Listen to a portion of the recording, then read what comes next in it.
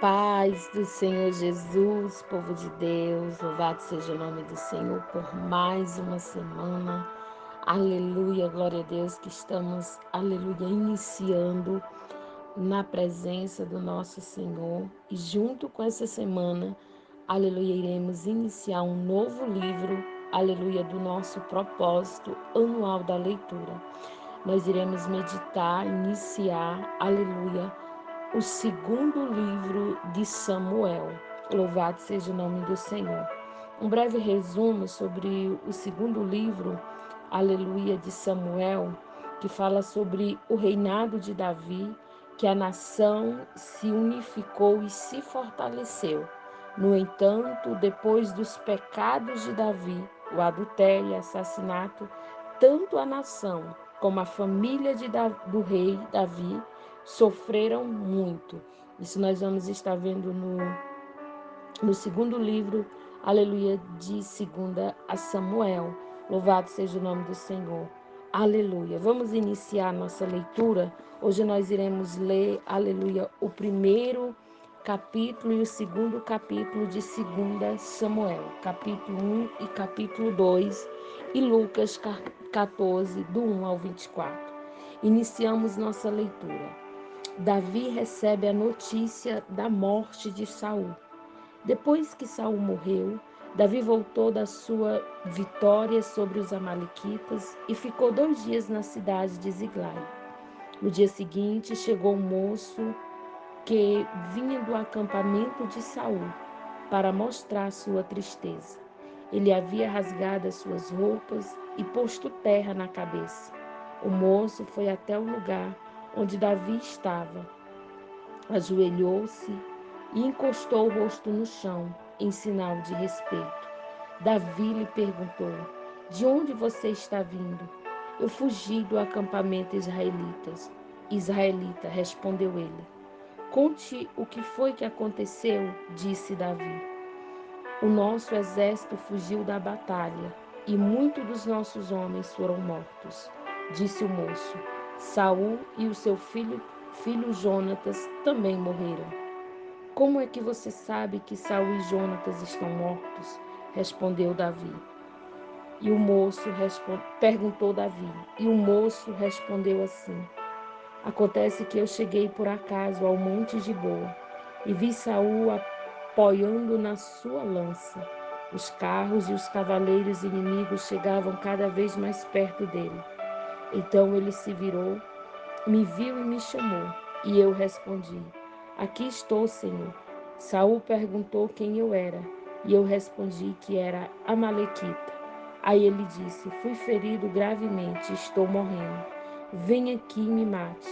Então eu subi até o lugar onde ele estava e o matei, porque eu sabia que logo que caísse no chão, ele morreria. Aí tirei a coroa da cabeça dele e a pulseira do seu braço e trouxe para o Senhor. Então Davi rasgou as suas roupas em sinal de tristeza e todos os seus soldados fizeram o mesmo. Choraram, se lamentaram e jejuaram até a tarde por Saul e por Jonatas e por Israel. E o povo de Deus, o Senhor, por muitos deles tinham sido mortos na batalha. Aí Davi perguntou ao moço que tinha trazido as notícias: De onde você é? Eu sou amalequita, mas estou morando aqui na sua terra, respondeu ele. Como é que você se atreveu a matar o rei escolhido por Deus, o Senhor? Perguntou Davi. Então chamou um dos seus homens e ordenou: Mate-o. O homem atacou o amalequita e o matou. E Davi disse ao amalequita: O culpado disso foi você mesmo. Você se condenou quando confessou que havia matado o rei escolhido pelo Senhor. Davi chora por Saul e por Jonatas. Davi cantou esta lamentação por Saul e por seu filho Jonatas, e ordenou que fosse ensinada ao povo de Judá. Esta lamentação está escrita no livro do justo. Os nossos líderes estão mortos no monte de Israel. Caíram os nossos soldados mais valentes. Não consiste isso na cidade de Gate e nem na rua de Asquelon. para que as mulheres filisteias não se alegrem. Aleluia. Nem pulem de contentamento as filhas dos pagãos. Não caia chuva nem orvalho no monte de Giboa, e que os seus campos não produzem mais nada, pois ali os escudos dos guerreiros valentes estão cobertos de pó.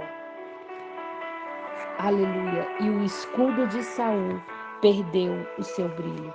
O arco de Jonatas era mortal, e a espada de Saul nunca falhava para derrubar os poderosos e matar os inimigos. Saul e Jonatas, tão querido e maravilhoso, justo na vida, juntos na vida, juntos na morte, eram mais rápidos que as águias e mais fortes do que os leões. Mulheres de Israel, chorem por Saul. Ele vestia vocês com vestidos de fina lã vermelha e as enfeitava com joias de ouro. Os soldados mais valentes caíram e foram mortos na batalha.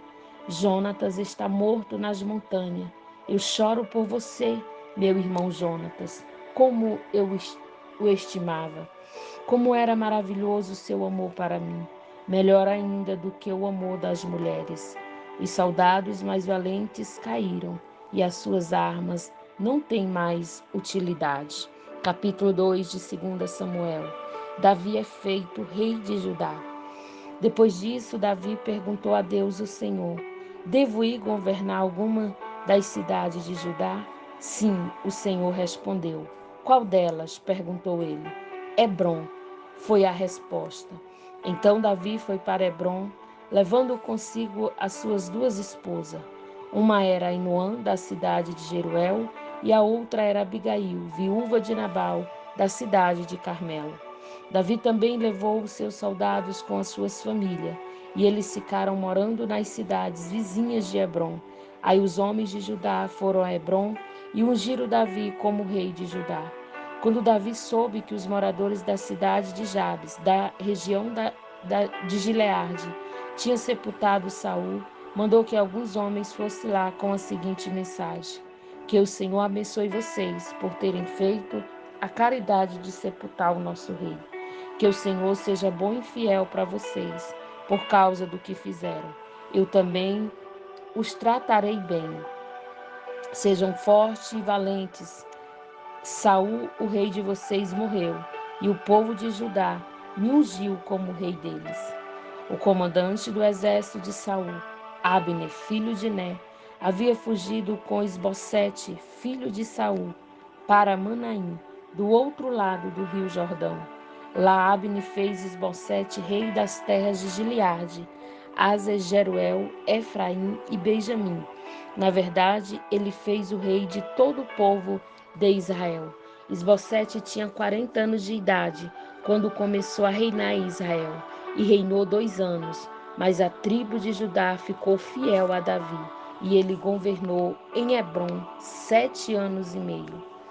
Guerra entre o povo de Israel e o de Judá. Abne e os oficiais de Esbocete foram de Manaim para a cidade de Gibeão. Joabe, cuja mãe era Zerua, e os oficiais de Davi foram encontrá-los perto da represa de Gibeão. Lá todos eles se sentaram em grupo, um ao lado da represa e outro do outro lado. Então Abner disse a Joabe: deixe que algum dos nossos moços enfrente alguns dos seus em uma luta armada. Está bem, respondeu Joabe. Aí 12 soldados representou Esbocete, e a tribo de Benjamim lutaram contra 12 soldados de Davi. Cada um pegou o seu adversário pela cabeça e enfiou a espada do lado dele. E assim todos eles caíram mortos juntos.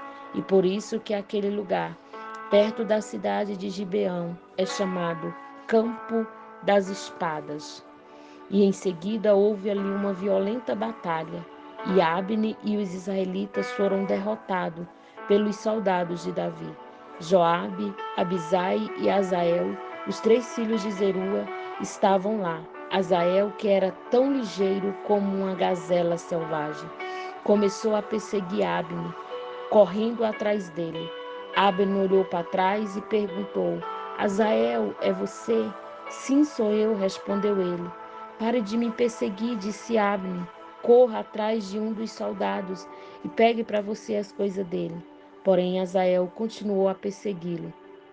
Mais uma vez Abner disse: Pare de me perseguir, você está me forçando a matá-lo. Como é que eu poderia depois olhar para o seu irmão Joabe nos olhos? Porém, Azael não parou de persegui-lo. Então Abner deu um golpe para trás com a sua lança. Ela entrou na barriga de Azael e saiu pelas costas, e ele caiu morto no chão.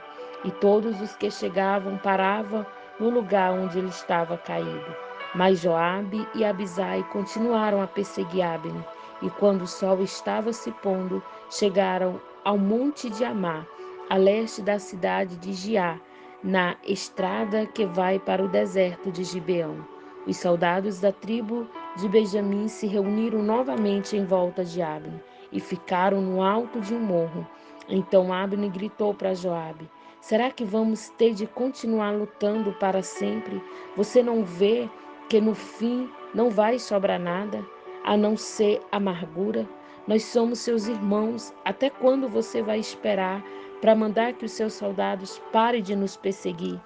Joabe respondeu: Juro pelo Deus vivo, que se você não tivesse falado, os meus soldados continuariam a perseguir vocês até amanhã cedo. Então Joabe tocou a corneta. Todos os soldados pararam de perseguir os israelitas e a luta acabou. Durante toda aquela noite, Abner e os seus soldados marcharam pelo vale do Jordão, atravessaram o rio Jordão e depois marcharam toda a manhã do dia seguinte. Chegaram à cidade de Manaim.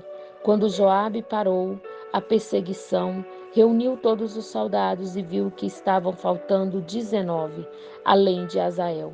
Porém, os soldados de Davi haviam matado 370 soldados de Abner, todos eles da tribo de Benjamim.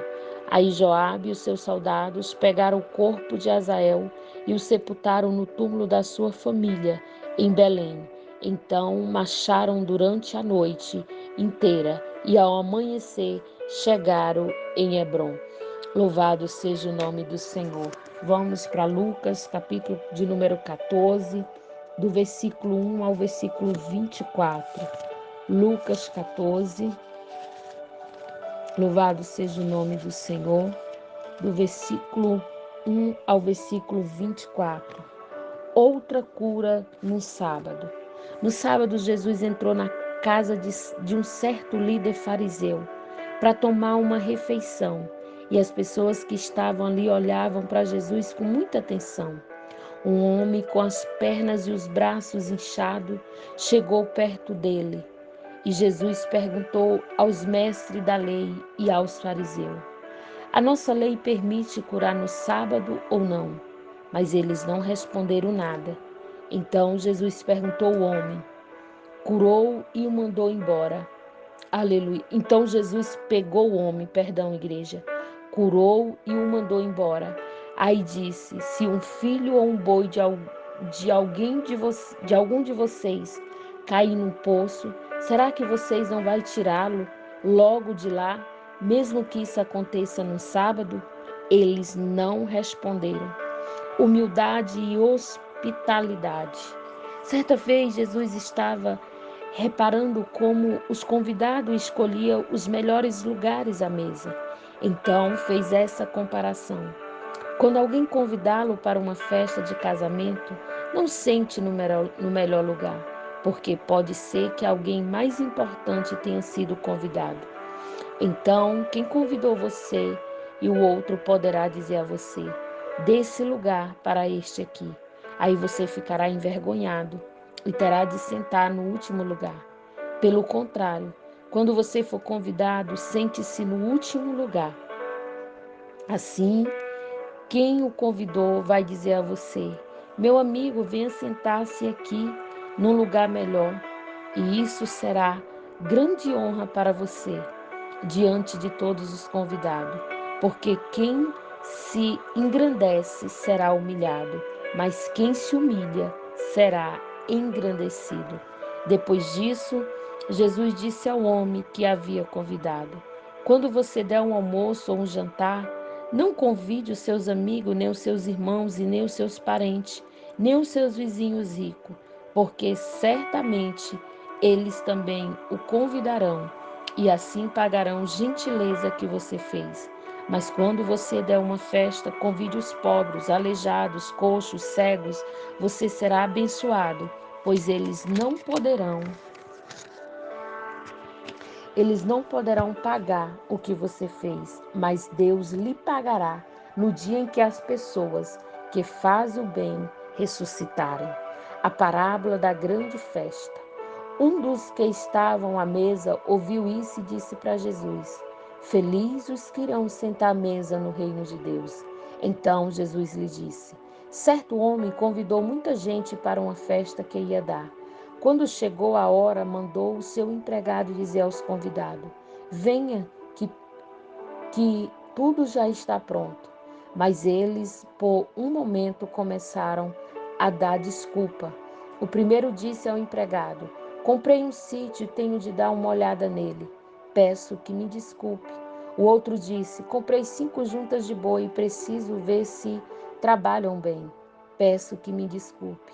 E o outro disse: Acabei de casar, por isso não posso ir. O empregado voltou e contou tudo ao patrão. E ele ficou com muita raiva e disse: Vá depressa pelas ruas e pelos becos da cidade e traga os pobres, os aleijados, os cegos e os coxos. Mais tarde o empregado disse: Patrão, já fiz o que o senhor mandou, mas ainda está sobrando lugar.